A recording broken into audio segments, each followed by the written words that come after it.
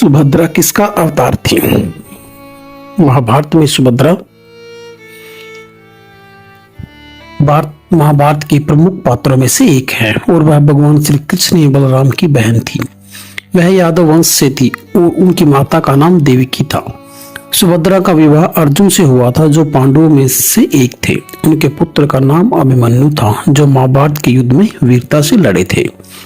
सुभद्रा का जन्म और परिवार। सुभद्रा का जन्म यादव वंश में हुआ था। उनके माता पिता वासुदेव और देवकी थे और उनके भाई श्री कृष्ण और बलराम थे। उन्हें सुंदर, साहसी और दयालु माना जाता है। यादव वंश में उनका एक महत्वपूर्ण स्थान था और श्री कृष्ण अपनी बहन से बहुत स्नेह रखते थे। सुभद्रा की सरलता और सौम्यता ने उन्हें महाभारत में एक विशेष पहचान दिलाई है। विवाह और अर्जुन के साथ प्रेम कथा। महाभारत में उल्लेख है कि अर्जुन अपने वनवास के द्वारका पहुंचे और वहां उन्होंने सुभद्रा को देखा।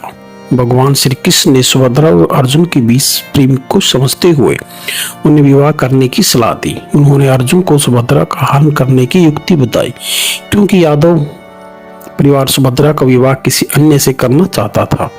श्री कृष्ण की सहायता से अर्जुन ने सुभद्रा का हरण किया और उन्हें द्वारका से इंद्रप्रस्थ ले गए जहां उन्होंने विवाह किया। यह विवाह युगों से भारतीय इतिहास में एक महत्वपूर्ण घटना माना जाता है।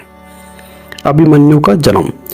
सुभद्रा और अर्जुन के विवाह के बाद उनका पुत्र अभिमन्यु हुआ। अभिमन्यु महाभारत के युद्ध में अत्यंत वीर योद्धा थे। उन्होंने चक्रव्यूह जैसे कठिन युद्ध कौशल को समझा और उसमें प्रवेश किया, लेकिन उसकी पूर्ण जानकारी न होने के कारण वह वीर गति को प्राप्त हुआ। अभिमन्यु की मृत्यु ने पांडवों और यादवों को अत्यंत दुखी कर दिया और यह महाभारत युद्ध का एक महत्वपूर्ण मोड़ बन गया। सुभद्रा का महत्व।